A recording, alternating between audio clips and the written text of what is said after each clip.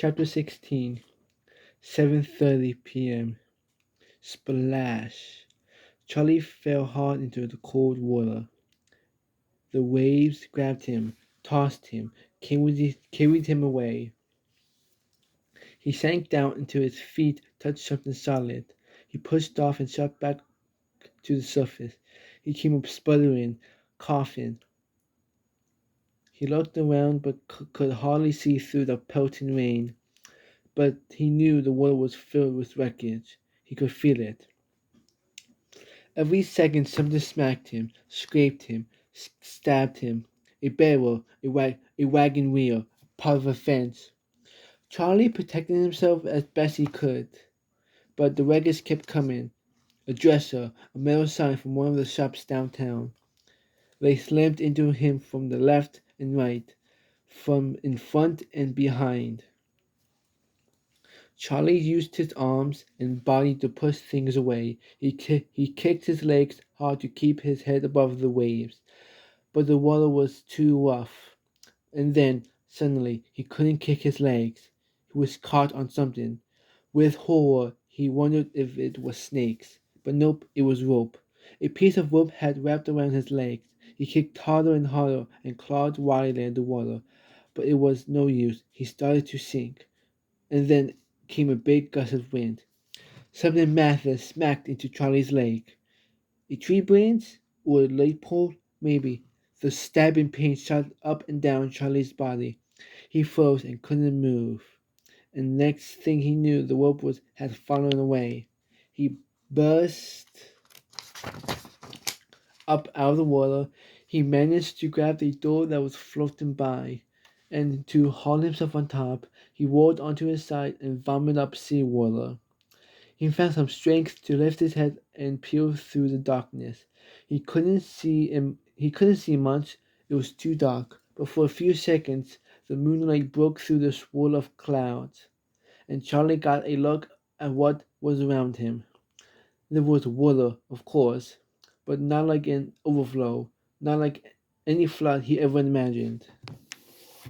This was the ocean, churning, raging ocean, for as far as he could see.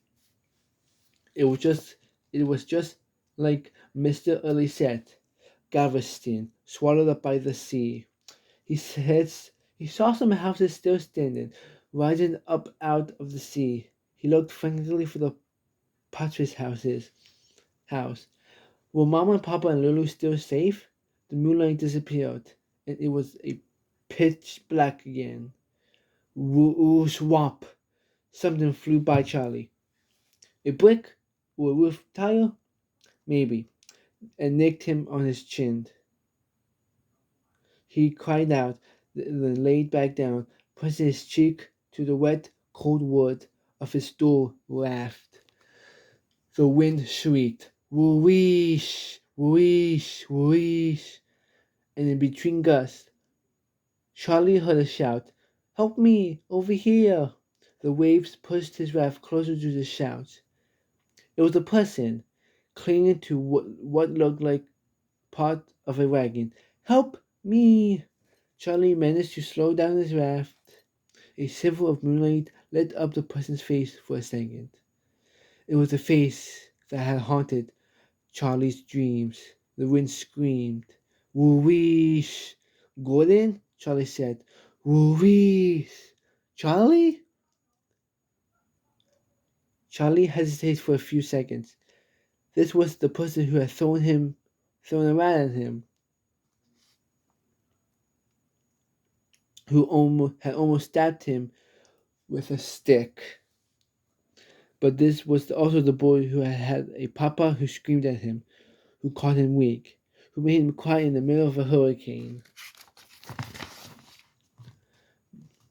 Most of all, Gordon was just a kid, scared and alone in the middle of this nightmare, like Charlie. Charlie made room on the door, and Gordon climbed on. They rode the waves for a few seconds, and then a huge piece of metal fence smacked Charlie in the shoulder and pushed him into the water. The waves grabbed him, but so did Gordon. He gripped Charlie's arm and pulled him back up The door bobbed up and down, barely keeping them afloat. They needed something bigger, stronger. There! Gordon shouted. Another large shape was coming toward them. It looked like a part of a roof. They clung to the door, and just as the roof sailed by, they managed to scramble onto it. It felt more solid than the door, but the waves were already clawing it apart. It wouldn't last long. Whiz, whiz. The wind was shooting bricks and tires at them. Keep your head down, Charlie cried out. Whiz, whiz. But even laying flat, they weren't safe. Charlie thought of Grandpa's stories of the Battle of San Jacinto, the bullets, and cannonballs flying everywhere. He remembered how at one point Grandpa was trapped in the field, but he found a big branch fallen and managed to hide behind it. He and Gordon needed something to protect their heads and backs. There was so much wreckage in the water, it didn't take long to spot a flat piece of wood. Gordon, grab that! A minute later, they figured out how they could lie next to each other on their stomachs, each holding an edge of the board so it covered them like a shield. Charlie felt safer, but now that he didn't have to think about getting his head smashed in, other thoughts filled his mind. A new kind of terror gripped his heart. Mama and Papa and Lulu, were they safe? Was that house he seen the Potter's house? And even if it was standing then, was it still standing now? Boom, boom, boom! And now there was thunder, flash, and lightning. Tears sprang into Charlie's eyes as he thought of Lulu. Please, Charlie whispered. Please let her be safe. Let them all be safe. He closed his eyes and imagined Lulu wrapped up in Mama's arms, with Papa hovering over them both. Please, please, please, Charlie prayed. Let them be safe. Let them be safe. Lightning flashed once again. Charlie opened his eyes as the flashes lit up the holes all around. Flash! A house on the side. Flash! A woman clinging to a crumbling hunk of wood. Flash! A smashed boat. Flash! A massive wooden pole spinning through the water. Hidden right for them. Chapter 17.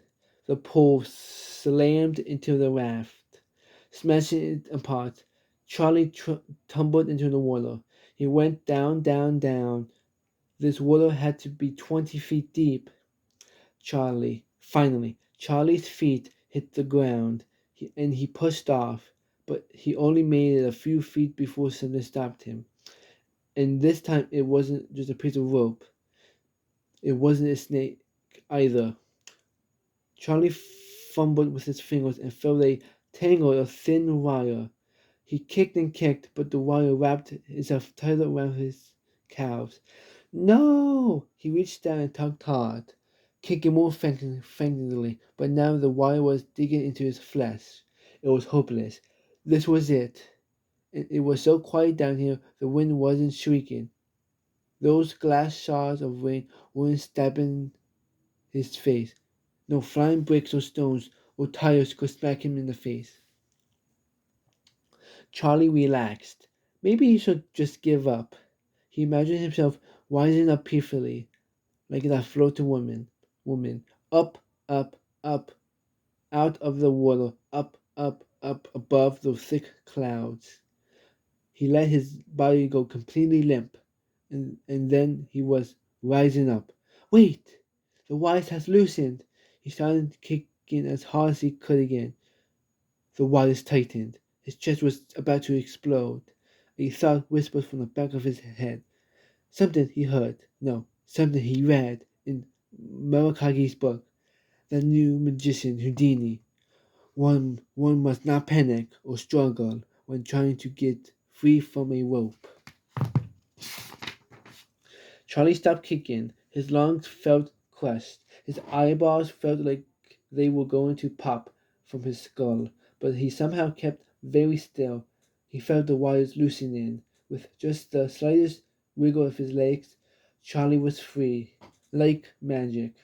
He dropped down deeper so he could push off the bottom. With every ounce of strength he had left, he rocketed himself up, pushing away the wreckage in his path. He broke through the surface, sucking in the air. Wind actually blew into his mouth, filling his lungs. He heard someone shouting his name. Charlie! Gordon! And Gordon was clinging to a new raft, a chunk of wall. He reached out with both arms and heaved Charlie up. But this new raft was breaking up quickly too. They had to find something strong, something that could keep them safe until all this stopped. Flash! Charlie saw it. A big tree was somehow still stand. A big tree that was somehow still standing. He heard Mr. Early's voice in his mind. That tree. That's how I got through. Managed to hang on until the sun came up. Gordon, kick! To that tree! They both kicked with all their might, but the water pushed them away from the tree. Harder! Charlie cried. They kicked and kicked. Slowly they inched toward the tree. After what seemed like hours, they were finally only a few feet away. On three, Charlie shouted. 1, 2, 3. They both let go of the raft and threw themselves at the tree. Whoosh! The wind tried to knock them back, but they both managed to take a hold of a branch. They climbed higher and nestled themselves between two thick limbs. The wind was hurling its bullets and cannonballs, but the tree seemed to wrap its strong arms around them. The water tried to snatch them back, but it couldn't reach them. He and Gordon leaned heavily against each other. Charlie held onto his branch with all his might. The hours wore on. The lightning flashed. Charlie's arms were so tired more than once. He just wanted to let go, to slip down like a coin in a French drop, to fall into the quiet deep of the chilling sea. He was so tired and scared. But he thought of Mama and Papa and Lulu. He told himself they were safe, that they were waiting for him, praying for him, like he was praying for them. Each time he felt himself slip from that tree, he held on tighter. He heard a voice whispering through his mind. You are strong. It wasn't Makai's voice, or Sarah's. It wasn't Mr. Early's or Grandpa's, or even Mama and Papa. At first, Charlie wasn't sure whose voice it was, and then it came to him. It was his own. Chapter 18. The next morning, sunrise, Sunday, September 9th, 1900. Galveston, Texas. Sometime after midnight, the pounding rain had slowed to a drizzle. The wind's shrieking roar had dropped to a moan, and finally a whisper. With shocking speed, the water had drained away. When the sun started to rise, Charlie and Gordon climbed down from the tree. They stood together in the mud. Charlie stared at the shattered land around them. He turned in every direction, staring at the mountains of rubble, the heaps of wood that covered the ground as far as he could see. Gordon gripped Charlie's hand. Neither of them spoke. Impossible, Charlie told himself. None of this was real. Not the wrecked houses lying like smashed eggs. Not the people, dazed, blooded, weeping. No, this wasn't real. Charlie saw it, but he couldn't believe it, because what he was seeing was impossible. He and Gordon started to walk. Each time Charlie saw something new, that would scream through his mind. The woman sobbing as she clawed through what was left of a house. Impossible. The pile of stones where a church had once stood. Impossible. A mountain of wreckage in the distance, taller than any building, stretching for blocks and blocks to the Gulf. Impossible. The hand poking out from under a pile of wood. Impossible. This was all a trick, an evil, terrible trick. A trick on his eyes, his ears, his heart. He thought only of his family. It was their faces he kept in his mind as he and Gordon tried to make their way back to Broadway. It took a very long time, but finally there was Gordon's house, still standing, though sagging with parts of the roof and walls missing. Mr. Potts was on the steps. He let out a sob of joy when he saw Gordon. "Son!" Gordon staggered forward, and his father grabbed him and lifted him off the ground. Mrs. Potts appeared and rushed to join them, but Charlie just stood there. Where were Mama and Papa and Lulu? Charlie dropped his eyes. His mind started to spin, and then Cherry! Charlie looked up. Papa was running toward him. Mama was right behind him, carrying Lulu. Charlie fell to his knees. It seemed he'd been floating through the air, twisting and turning in those dark clouds. But now somehow he made it back to the ground. Arms came around him. They were all safe. It was impossible. It was true. Chapter 19. About 6 months later, March 16th, 1901, around 7 p.m., Charlie's school, Galveston, Texas. Loud noises rose up all around Charlie. Balls bouncing, a piano playing, kids laughing. Sarah's voice. "Charlie!" Charlie turned from the window. Sarah grinned at him as he tightened the laces of her tap shoes. "Don't you think you should get ready? You're going on stage first." It was the night of the school talent show, and they were backstage in the school auditorium. The teachers, Mrs. Butler, was helping one of the girls fasten a ribbon into her hair. "It's crowded out there," said Charlie. New friend, Lee, bouncing one of the balls he'd been juggling in his act. Rosemary Cline walked over to Charlie. She was singing a song in the show. "Charlie," she said, smiling, "your mustache is crooked." She was talking about the fake mustache Mama had made for him out of some scraps of fabric he had wanted. Had wanted a mustache like Macari's. Charlie thanked Rosemary and went to the mirror next to the window. He realized now that his mustache actually looked like a very sick caterpillar, and it itched. Charlie peeled it off and tossed it in the trash. He peered into the mirror again, relieved to see his familiar freckled face. He was still getting used to the big scar on his chin from a flying roof tile.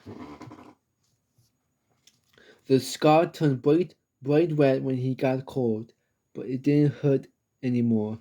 He had bigger scars. His body was covered with jagged lines, puckers, and dents from all his time in the churning water. Charlie closed his eyes and tried to stop the swirl of memories, but he suddenly felt like he was floating, like he was in the air, spinning, twisting, unable to get himself back onto solid ground. It happened all the time lately. It happened all the time lately. At school, at the dinner table, on the street. He suddenly felt far away, back in those terrible hours and days after the storm. And now his mind swirled with the nightmare memories. The sobs of neighbors, the sight of the shattered house, standing in line in the roasting heat, waiting for bread and drinkable water. Sleeping on the floor of the church, the terrible smell that rose from the wreckage. Charlie tried to remember how lucky he was. Unlike thousands of other people, he made it out of the water that night. Nobody knew exactly how many thousands had died. 6,000? 8,000? And that was just on Galveston Island. It was impossible to know because so many had been swept out to sea. Entire families were gone, and Galveston, more than half the city had been completely destroyed. Houses and buildings, churches, schools, stores, blocks and blocks along the beach had been scrapped clean by raging sea. Everything smashed up and pushed into a giant mountain. That's what he and Gordon had seen when they had climbed down from the tree. After 10 days, Mama and Charlie and Lulu left the city along with, with most of Galveston's women and children. They took a crowded barge across the bay. Mama took them to Houston to stay with her cousins. Papa stayed behind. They needed men to clear away wreckage. When Mama brought Charlie and Lulu back to the city 3 months later, almost all the rubble was gone. Charlie was shocked to see trains chugging across the bay again. Wagons and buggies and carriages crowded the streets. The sounds of hammers and saws drifted through the air. He felt a jolt. The steel streetcar dinged. School opened right before Christmas. A firm hand took hold of his shoulder. He felt a jolt, like he was waking up from a dream. And there was Sarah, right in front of him, watching him with her gleaming eyes. "You all right?" she asked. Charlie had never told her about the floating, but somehow she always knew how to bring him back. She kept her hand on his shoulder, gripping it tightly, as though she was holding him down to the ground. It took a moment for Charlie's mind to stop swirling. He looked out the window again. The sky was bright, with just a few puffy clouds. In the distance was the Gulf, silvery blue, calm as a pond. Charlie nodded to Sarah. Mrs. Butler rushed over. Ready for you, Charlie." Charlie patted his pockets, making sure he had his cards and coins. Leah and Rosemary wished him luck. Other kids smiled and waved. "Go, Charlie, you'll be great." Charlie walked slowly onto the stage. The auditorium erupted into cheers and applause. "Charlie!" a voice shrieked. There was Lulu on Mama's lap, waving like a maniac from the front row. Mama beamed up at him. Papa's eyes sparkled with pride. Behind them were Mr. and Mrs. Potts. They both waved. Mr. Potts was almost smiling, and Gordon, he grinned and waved. He grinned and waved too. They were friends now. How could they not be? How could they not? How could they not be after what they'd been through? Gordon had apologized about the rat and the poison branch over and over. Charlie forgave him and told him his whole cockroach plan. Gordon laughed his head off. The applause died down. Charlie just stood there, staring out at the audience. All these people. Somehow they made it through the storm. Impossible, but so many were missing. Parents, grandparents, kids he'd known his whole life. Mr. Early hadn't made it either. They were all gone forever. Impossible. Charlie got that floating feeling again, but his eyes caught Lulu's, and then Mama's and Papa's. He clenched his fist and lifted his chin. He stepped forward into a circle of glittering light and took a breath. "Ladies and gentlemen," he shouted in his loudest, clearest voice, "I am Charles the Great."